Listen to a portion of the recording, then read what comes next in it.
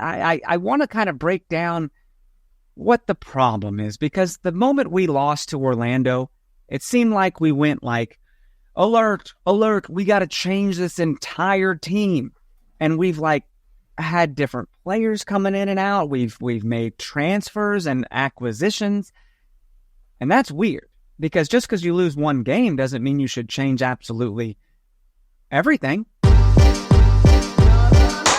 Thanks for listening to KC Sports Network, proudly presented by Emprise Bank. If you're thinking about starting a business or know someone who is, check out Emprise Bank's SBA loans.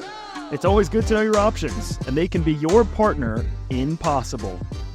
What is up, everybody? Welcome back to another episode of Currently Another Pod.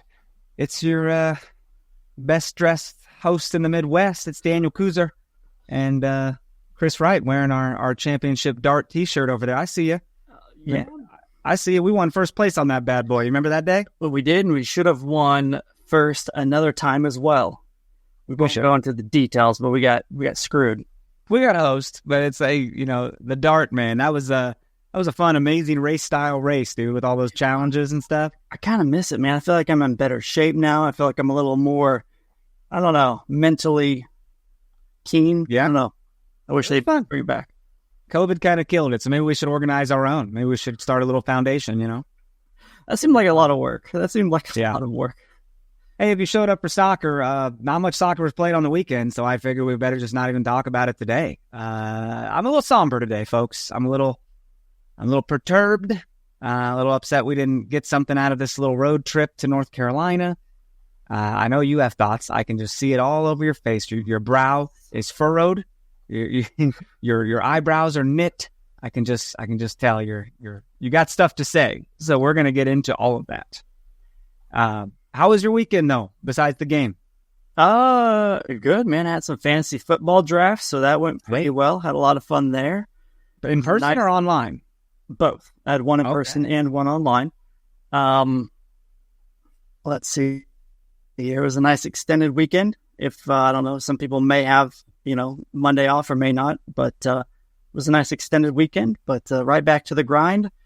Wishing today was a little more positive and optimistic, but here we are.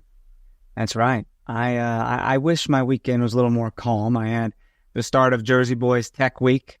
If you don't know what Tech Week is, it's where you start throwing in costumes and microphones and props and sets and orchestra.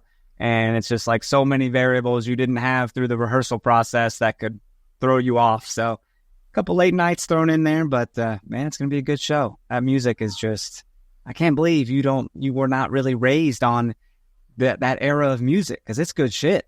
I know. I don't know, man. I was never raised on the kind of the musical theater type of. That is not what this is. This is Frankie Valli and the Four Seasons. This is true. And I have heard them. So I have heard them. Jukebox musical. Like it is, music just goes and it's their music, dude. It's crazy. Is it more or less than your previous play? Well, probably significantly more. Like music-wise? Yeah.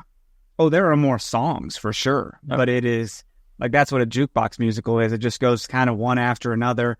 The scene kind of is told by the popular song. That is, there's no original songs in this show that were made for the show. They are previously recorded songs from the 60s and 70s from the Four Seasons. Oh. Well, definitely need to check it out then. Hell of a time. If anything, folks, if you're going to come see how I am the oldest Jersey boy playing the youngest Jersey boy out of all of them. So that vegan diet's done you well. Listen, I try to hydrate. I try to do a little cryo roller I talk about. It's all these guys, like these 24, 29-year-olds, and here I am, which I won't even say what we're up to. But, dude, we got some things to go over today. In addition to a very sad game, which will just break down everything, we're now getting rid of more players. What do we do here? I mean, Hannah Glass, we hardly knew ye. This one hurts, right? Why? She came in, she was one of the best outside backs in the world when healthy. When she came over, obviously it was last year, and everybody was talking about how like hand the championship to Kansas City already because of our roster, right? Our roster on paper was loaded. But she never really played, man. Spent all last year recovering, got on the field a couple times this year. I believe mostly during the one of the international games. A little surprised, but kind of not. I mean, we have a lot of outside backs, a lot of promising outside backs. So it just kind of felt like this was the last year of her deal. She took up an international roster spot. And to be honest, she probably wanted to play. And, only Vlatko knows who was better in practice and in training and make that determination. But clearly they thought enough to move her to Seattle. I bet it was a player first move, I would imagine, right? Because we only got 10K, 20K of financial compensation, which is quite low in my opinion. Transfer funds, yeah, they called it. Yeah, a fee of 9, and I think, it was under 20, but it wasn't very much. Well, precisely, it says 10,000 in intra-league transfer funds, and then in addition, we'll get an additional 10,000 in transfer funds pending conditions met. So it's weird, right? Because she was injured for so long, and then finally got in there this summer against the international play, and subbed in one game, and then started another game, a 3-0 thumping against Pachuca, and then she's just traded away, man. That's a name we've been talking about. Can't wait to see her out there, to maybe make a difference on the defensive line, and the club says otherwise. It's kind of hard to think that Ellie Wheeler is better than her, but good. That's a great transition because Ellie Wheeler gets extended contract. Yeah, she's a rookie. Yeah, yep. She got her contract extended for another 4 years through 2028. So they see something with her, man. They see the speed. They see the ability to track back, ability to get forward. I don't know. Yeah, invest in your kids, right? And she is a kid in the soccer sense of the word. She's green. So I don't know, man. It's good for her. Happy for her, right? Yeah. I mean, we have a solidified outside back. Not that we don't have any, but, the wild thing here is that we don't have anybody on the team, I think through 2028, right? Nobody's on the team that long at the moment. So solidifying an outside back, getting somebody who we know, who we like, who Vlatko clearly likes, thinks there's some position flexibility there through 2028. I mean, that can only be a good thing. So. Absolutely. I mean, she has 14 appearances for us this season, man. 7 starts. Got everybody's professional goal. Yeah, she's exceeded everybody's expectations. For Vlatko quoted, he said, Ellie was a player we wanted going into the draft back in January. I'm glad to say that she has, in many ways, lived up to or surpassed the expectations we had for her. I'm very happy that she will continue her growth here in Kansas City. And that's the thing, right? You're constantly looking at these players too, you want them to do well on your team, but also if you develop them and increase their value, then you sell them. If they have a desire to go overseas or go to another team, you increase their value. So we got a good one here, man. We'll see. We'll continue to see her develop over the next 4 years.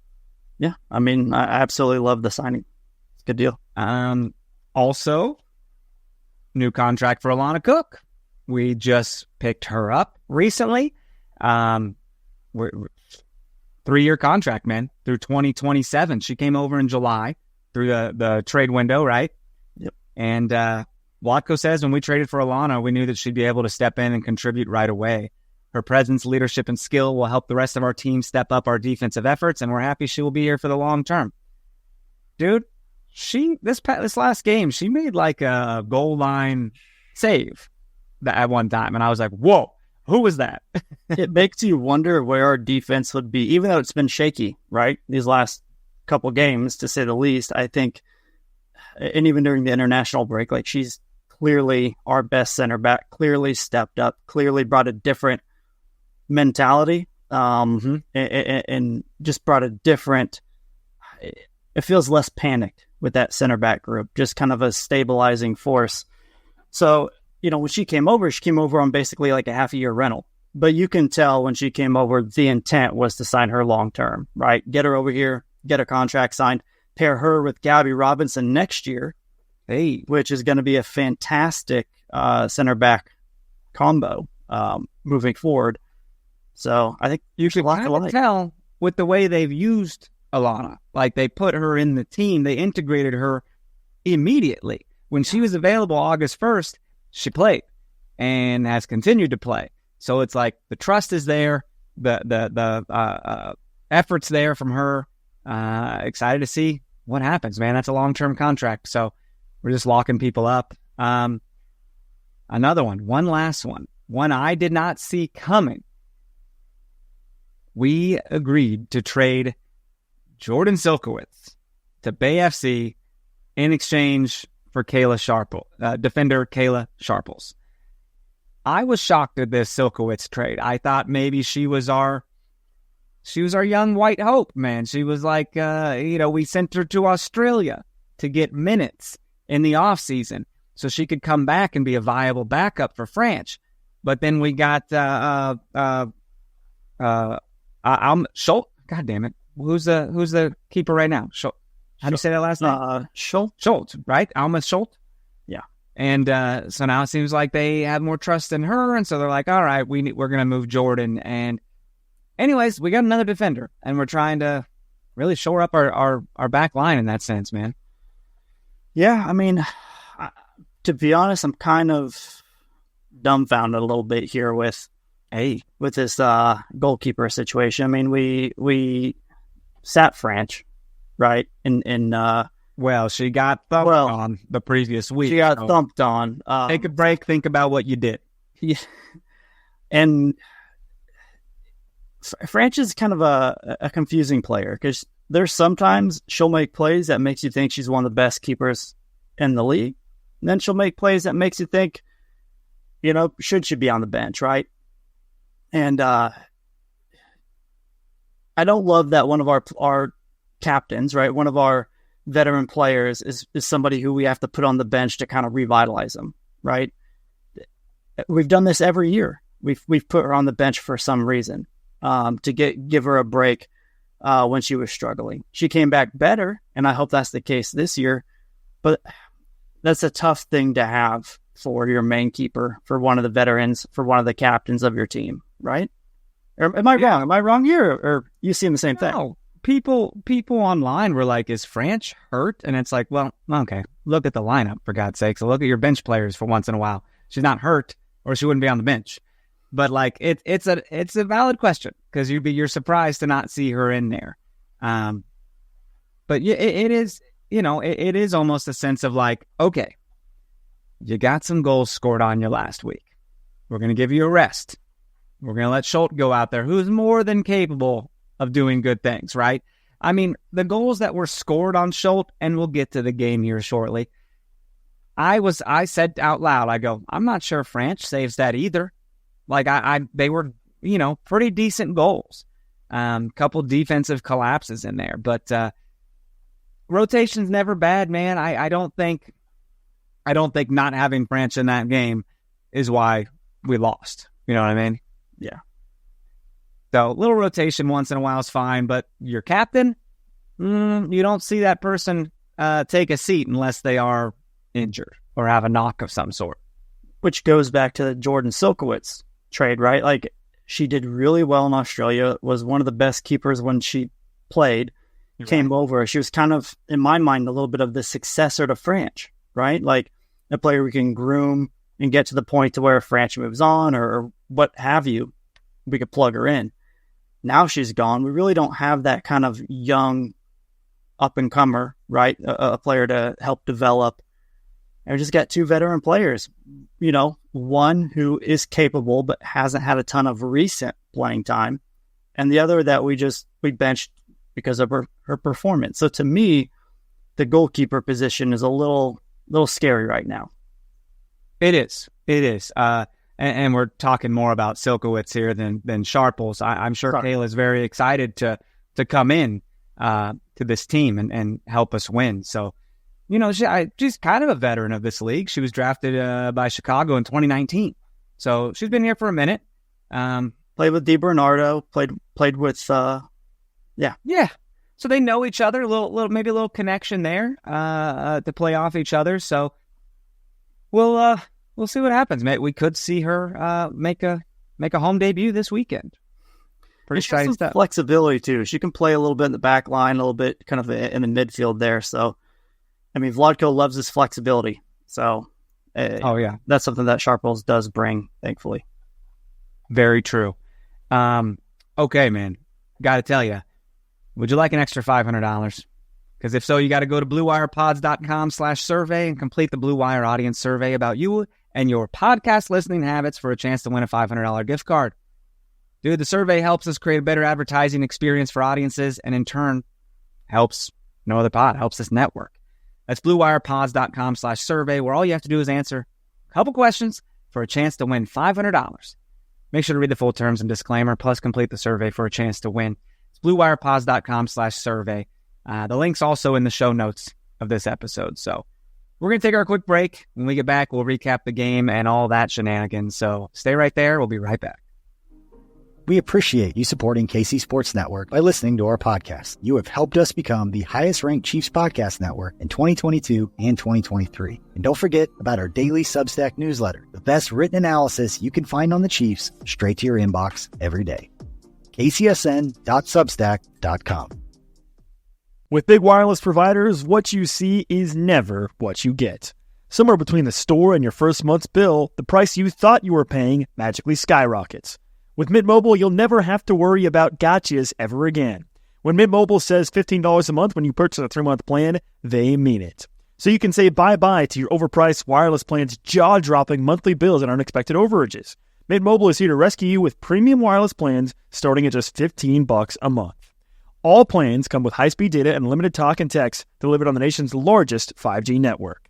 And if you're worried about keeping your phone number or all of your existing contacts, Mint Mobile has you covered. So ditch overpriced wireless with Mint Mobile's deal and get 3 months of premium wireless service for just $15 a month. To get this new customer offer and your new 3-month premium wireless plan for just $15 a month, go to mintmobile.com/KCSNKCC. That's mintmobile.com/KCSNKCC. Cut your wireless bill to $15 a month at mintmobile.com/KCSNKCC. $45 upfront payment required, equivalent to $15 per month. New customers on first 3-month plan only. Speed slower above 40 gigabytes unlimited plan. Additional taxes, fees, and restrictions apply. See Mint Mobile for details. Welcome back, everyone.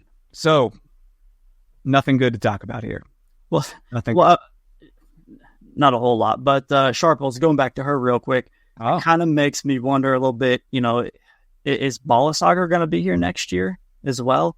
This might be a depth piece for the obvious reasons, but next year, be one of the primary center back, depth pieces as well. Good point. I am seeing some issues with Balasager on occasion. A little slow on choices, maybe. It's different. Being a professional center back is no walk in the park, so I understand that. But, mistakes happen, but they shouldn't happen all the time. Let's get after it. Let's get into it, because when we recorded last week, we knew we slipped to third place. Washington Spirit jumped us. That didn't change. We're still in third place, yeah? So we said Gotham absolutely could jump us, but Gotham did not get it done against Orlando. Orlando is running away with this league, my friend. They do not stop winning. At the top, 44 points, 6 points, a whole 2 games clear of Washington. Dude, are they just that good? I think they are, man. They set the record for the most consecutive games without a loss. Sure. We set it and then they broke it immediately. Yeah. I mean, they've only let in 12 goals all year, man. League best, 12 goals. They're just a good. How many have we let in? Team. 28? So more than double. Great. More more than double. They're just a good team, man. They got Banda. They got so many really good players. Basically, half of Brazil feels like is on that team. Man, they're just fundamentally sound. They just don't give up anything easy, and they make you pay on the counter. Yeah. They're a really good team. They've got to be the favorite at this point. It kind of looks like the league is going to run through Orlando. It is. And you can only control what you can control. We may not reach first place, but we do control our destiny with securing that second place. Yeah. 100%, because we do play Washington again. We do play Orlando again. We can jump up there and really secure home field advantage through the entirety of the playoff. But we got to be careful, man. North Carolina's secretly coming up there a little bit. And like I said, Gotham's right there nipping at our heels. So I want to kind of break down what the problem is, because the moment we lost to Orlando, it seemed like we went like, alert, we got to change this entire team. And we've had different players coming in and out. We've made transfers and acquisitions. And that's weird, because just because you lose one game doesn't mean you should change absolutely everything. It felt like after the Summer Cup and the Feminine Cup, we had great success, and now we're retooling it like nothing. What's that about? I wonder if it's just a case of overthinking everything a little too much. And granted, a lot of the transfers were more or less like players who really didn't get a ton of playing time. With Lauren, she was going to leave anyway after the Olympics. Silkowitz. But I'm also talking about the striker acquisitions too, man. That's true. Yeah, I mean, well, Cooper didn't play this game. But going back to your point with the problem, I would like to see Izzy Rodriguez in there. Personally, I think she's one of those players you can't keep off the field. Yeah. But we've been going with a Mason Wheeler combo. I think it really shows the confidence that Vlatko has in Wheeler. I feel like we're just tweaking things a little too much, right? I don't think Nichelle Prince played that well. I don't. Yeah, I wanted her to. Man, I wanted her to. Yeah, she's a great she's a really good player, but I guess I expect a little more. Maybe she just has to get worked into the team a little bit more there. But I expected a little more out of her. So having Cooper out, in my opinion, really did kind of affect the game. But at the end of the day, man, we've made a lot of moves, man. We brought in two African players. We miss Bia. I think we greatly miss Bia. I mean, Chewinga's doing a lot of this on her own, right? In league play. Can't count on that. You shut her down, we're in trouble. So, nor we. I mean, it is crazy to think that we're such a different team with one player on the field, and that's Bia. It's just, we're different now without her. And teams are finding ways to just buckle in and not let Chewinga behind you, because that seems to be our game plan, to just try these through balls to Chewinga, and it doesn't always go well because they're doubling and tripling her, And that just shows how good she is in terms of just being aggressive. She created that goal. The team didn't create that goal. She created that goal. It was rainy, but they had a lackadaisical back pass. Had they been a little sharper, we might not have scored at all. So, our offense has been kind of meek these last, couple league games here. But going back to your point here, the problem, I'm not sure if it's just, I don't know, just tinkering too much with the lineup. Just not having a consistent core, but bringing people in the 70th minute to try and finalize the game or help out. Claire Hutton being gone doesn't help. Exactly. That's noticeable. So, yeah. Bailey Feist got the start in there. But, seeing Prince up top, I was interested, right? Because she got Olympic playing time, and I was like, good, man, get in there. Maybe she'll create something. You want to see more of her, right? You want to see more of her. Yeah. I also want to see more of that Le Croix sparkling water on the back of the jersey. I thought that was cool. I was like, hey, I like to drink Le Croix. It's not bad. Yeah. But it's crazy how this game took such a turn, by the way, how it looked so sunny. It looked so hot. You had people in the stands fanning themselves, and then the storm rolls in. And it's like, if I'm a fan or even a player, I enjoy the rain. I'm going to enjoy the cool water on my body. It's just when the lightning rolled in, they had to be like, all right, everybody out. It was like a 90-minute delay, yeah? Yeah, like I had to do my fantasy draft in person because of that delay. So like I didn't catch like the last, I think, 10 minutes of it. So I followed the score, and then I watched it obviously after. But man, that was frustrating to feel like you're going to get a much needed road point. Needed road point, and that's not what happened. Dude, there was a moment in the 27th minute when Michelle Prince gets the ball right at the top of the box and doesn't even put this ball on goal. It's not on frame. She just shanks it right. And I was just like, no. Like, you can't. You're a striker. You got to hit that right. You know what I mean? That's got to go on net. That's got to go, even if it hits the goalie's gloves, like it's got to go hard on the goal. And she just botched it. And right then and there, 27 minutes in, I was like, oh no, our attack's really weird, man. I don't know if we're going to get anything out of this game. But Chwinga ends up, it's the NWSL record now, right? With her goal. It's like, 7 consecutive, was that right? Yeah. 7 consecutive games with a goal. Yep. I do want to say, I thought Schultz did a very good job in net. Like, I don't think she let any easy stuff out. She was, point blank headers. She was sprawling to save. Yeah. I felt those 2 goals were almost impossible to stop, right? Like, both of those were just, they were class. Fantastic. Yeah. And that's on the rest of the players to not let that happen. I'm so confused, man. And we even had some moments too, like on some corner kicks, the ball would kind of bounce around in the box and we just couldn't do anything with it. Like, it's just toe poke it, just get it in there, man. Like, there's so many red jerseys, just make it happen. And we just couldn't. Ellie Wheeler had a chance at one time, and it just, I don't know, it just seemed lackadaisical maybe. Like, the finish wasn't there all day. But you know what was there? Pink stuff on people's faces. What is that? Well, talk to me. Is that sunscreen? Yeah.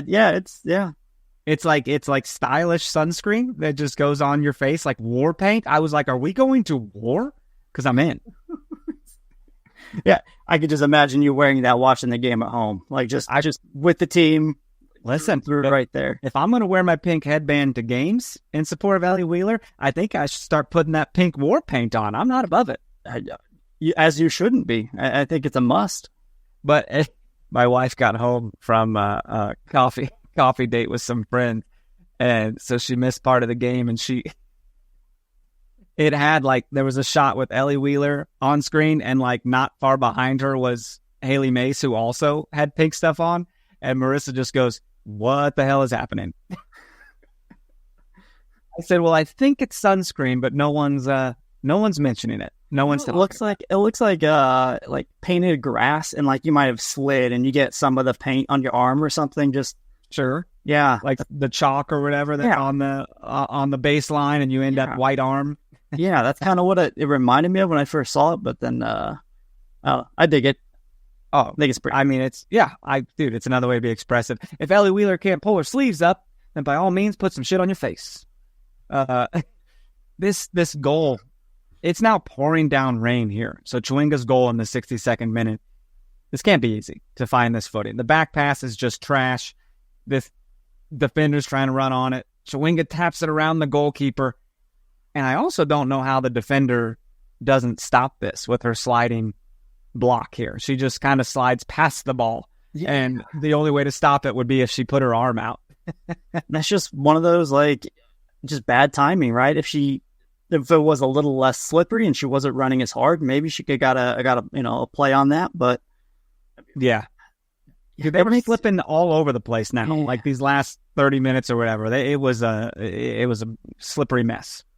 Yeah, I wonder how many goals Chwinga has from things like this, just hustle plays, just not giving the defender any kind of space and room to do something simple, just always pressuring the ball. Out of all of her goals, I'm just kind of curious how many of them was her pure individual effort and how many of them were, through the run of play there. But yeah, that's why you never give up on back passes in this league, especially with the speed of Chewinga. Never give up. I mean, always go for the ball, because you never know if you'll catch a weird bounce or a pass or something. This record, seven games with a goal, man, it would feel so much sweeter if we won this game. Personal records don't mean jack shit. But, hey, congratulations to Chewinga. That's pretty freaking cool, man, to find the net that many times. Yeah, it's incredible. Consistency, and I want to see that extended, Well, it's not just like she's getting a foot on the ball from a great pass. She's making these herself. She's making these plays, right? She's not getting this from PKs either. Exactly. That's so cool, man, because she ain't taking the penalties. Yeah. I love that. So Alex Morgan won Golden Boot a couple years ago. I think like a third of her goals were PKs. Like, to my knowledge, I don't think Chewinga's even had taken one with this team. So it's all through the run of play. Absolutely. Fantastic. Dude, North Carolina's first goal comes in the 67th minute, and a ball goes in to the box from far, and we head it out, but like 6 feet. It goes right up to the top of the box to a North Carolina player. They pass it over to the left.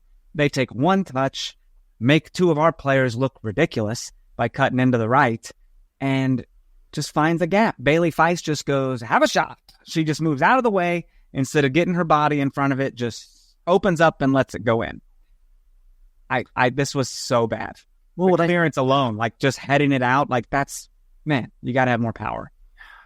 And this is kind of a damned if you do, damned if you don't. But that lunge by Prince is what gets me. As a defender, you just need to stay in front of them, right? Yeah. Just stay in front. Feist was right there.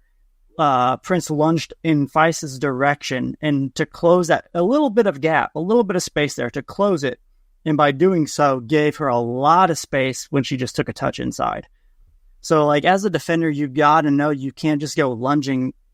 I mean, she's not a defender, but you're right though. There was someone there already. You don't have to go past them. You just secure this side because someone's got that side. Stay in front, force the ball back out, reset defensively. Like, she just literally jumped into the direction she thought she might take a shot, and by doing so, allowed a massive amount of space to the whole left side of that goal. Yeah, and if I'm the keeper, I'm probably frustrated too. You think this angle is blocked, and then within a half a touch later, this shot has a ton of room. I'm still just stuck on the opening of your shoulders to just let it go by you. Like, if you stand tall, that hits you right in the chest or even the face. You block a shot, man, with your body. Even if your hands are here on your chest, if it hits your hands, like, it's not a handball in that sense. I don't know, man. It was just lackadaisical. The rain was probably making us feel slow. Chewinga had another opportunity, one-on-one with the keeper in the 74th. Yeah. Keeper's able to block that. This game had drama, man, and especially when the weather delay happened, I didn't know what to do with my life. I was like, do I just sit here waiting? And I waited and waited. Did you go put on the neck bait and sit in front of the couch just waiting? Yeah, I could have. I went and got some shoe polish, and I was ready to go.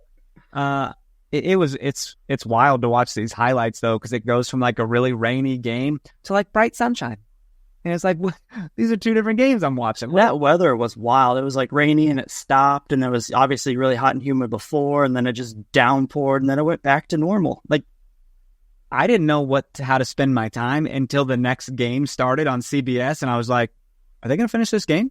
Like, what? And I'm looking on Twitter, and there's not a whole lot. It was just like, we'll keep you updated. And I text you, and I'm like, what do we do? Like, where's this game going to be? And turns out it went on CBSSports.com, or I think you could even watch it on the CBS Sports app. So at least we were able to finish this game. I kind of wish they would have just called it, though. Wish they would have been like, hey, weather's crazy. It's a draw. Hey, all right, we'll take it. Let's get out of here. But it's, man, once that sun came out, dude, it's not for lack of trying. It was 1-1. we had a header on goal. They cleared it off the line. The keeper had to sprawl to get down. 90th minute comes, 91st minute, and that's when North Carolina gets this go-ahead goal, right in the beginning of stoppage time. Yep. I don't know how that happens. It's a throw-in. The North Carolina player chests it. There's 2 KC Current players behind her, and she just spins around 2 people, and slots it into net. It looked so easy. What is this? This is amateur hour. It's lack of focus. Maybe being tired, but it's not like it was through a run of play and you're having to like sprint to, try and make a play. It was a dead ball that, came into play, and they just kind of, it feels like when other teams are scoring goals, it's because we are assuming somebody else is going to do something. We are assuming some other player is going to step up. Some other player is going to be in position. And it looks like we got tired. Dude, Haley Mace is just caught looking. She's just ball watching and didn't run to get this person. She spins around her and Haley Mace is just walking there. I don't know what to even say about that, dude. She's not marking anybody. Oh, it's so bad when you watch it back. It's so bad, dude. Rewatch that. You have to watch it. It's so unfortunate. LaBonta's there. So, of course, LaBonta gets spun around because she's a tiny person. Pretty easy to spin around you. And Haley Mace is like, you got it, Lo? Oh, you don't got it? Okay, we got scored on. Wonderful. Keep the play. Keep it in front of you, right? Yeah. I'm They sorry can if I that sound... ball around, but don't... Are my words too... Is it too much? Am I saying anything mean or dishonest here? I'm not tearing down the personality of someone. I'm just calling it like I see it. You know what I mean? Yeah. And I'm sure when they watch the footage, they already have, obviously, but when they watched it, they probably thought the same thing. You cannot tell me Haley Mace thought I should have given more there, or I can't imagine she was like, I did my best. There's no way. Yeah. But you're 90 minutes in, dude. We've played 90-minute games, you and I, and we should not be playing 90-minute games. And legs are tired, dude. They get tired. You go home and just want to just eat. You just want to ice bath it, Well, if you're tired, we have subs. Subs, But this ain't Rex Dyer, dude. This ain't like you don't call for a sub, It's a professional sport. You're going to play and play and play because that's what you're there to do. Haley Mace being the veteran that she is, she can't be watching like we did not sub out. I mean, Izzy did come in later, but yeah. I don't know. Having a right back would have been helpful. Listen, if we don't win this weekend, I will be on a different level next Wednesday when we talk to you folks. It will be not good losing these kinds of games like this. You can't lose against Utah this weekend at all. No exceptions. Come on. Right? We're at home. Right? We obviously play better at home. The Utah's, they're playing pretty good, man. They won their last 2 games. Granted, their last 2 were against lower level competition. Well, I say lower level, but Bay FC and then the Houston Dash. So, towards the bottom end of the table. They did, going back to the international break, they did beat Club Tijuana 5-1 and then Portland 3-1, by the way. Granted, Sophia Smith wasn't there and, some of those other players, but they're kind of on a 4-game win streak if you include the international break. So they're feeling pretty good. Yeah. They got a couple of additions here recently. They're gonna come in and try and bring it to us, man. And they're on a 2-game win streak. We're on a 2-game losing streak. Can't lose this one because it's not going to get any easier. This is going to be one of the easiest games we have for the rest of the half of the season. You're right. Yeah, we briefly touched on our remaining schedule last week, and it doesn't get easier, man. Like I mentioned at the beginning of this, we do have Orlando and Washington again. But we play Utah Royals FC, 6:30 Saturday night. Home game, returning home after a little bit of a road trip. So it's on Ion. We got to get it done. We have to. I will also have my eyes on that earlier game that day on CBS, 11:30, Portland and Washington. I think that could be a decent one. Washington's killing it, and Portland's always kind of a hot team when they want to be. So that could be a fun morning game for you guys to watch before going out to see PKC. Yeah, I agree. A couple of points here in the table. I'm kind of surprised Louisville is in 10th place, and then San Diego's in 12th. Kind of crazy to see. Pretty low for them. Yeah. I'm checking here. It's kind of baffling, but I still don't think that Alex Morgan has scored a goal for San Diego. Is that right? I'm checking here.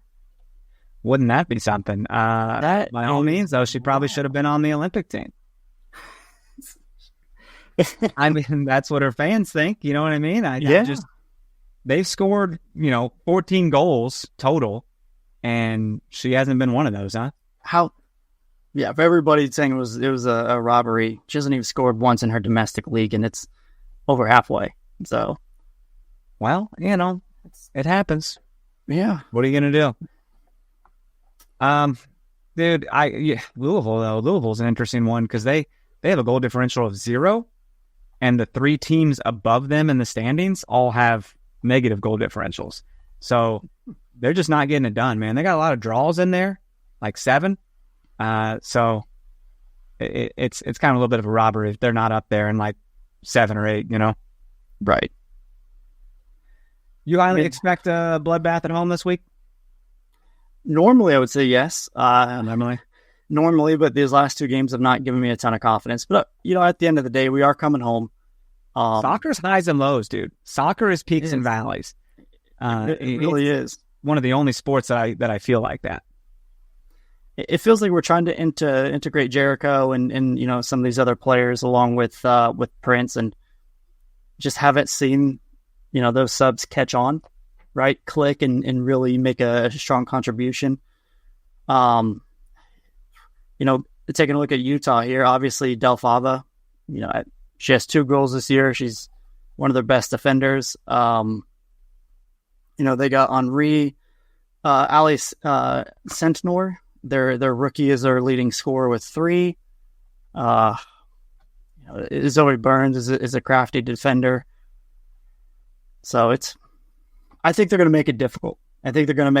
We should win, obviously, but they're going to make it difficult. And if we beat them 1-0 in May. We went to their place in May and beat them 1-0. So it wasn't a bloodbath. No, and they're better now than what they were then. I think we have to find ways to score that don't just involve Chewinga. We have to. That has been the story all year. I'm like, hey, this is great that we have this kind of flashy player up top, but how long is that going to last? Until people are like, hey, here's the plan. All 3 of you defenders, you're on this person. Wingers, you got to take anything outside. It just keeps going to figure in front of her and behind her, and then make everybody else beat you. And until we can prove we can do that, that's going to be an opposing team's recipe for success. The format to beat or to slow us down has been laid out. It's just don't give up anything silly, and stay in front of Chewinga and try and deny her the ball coming in. If you do those 2 things, you might have some defensive success.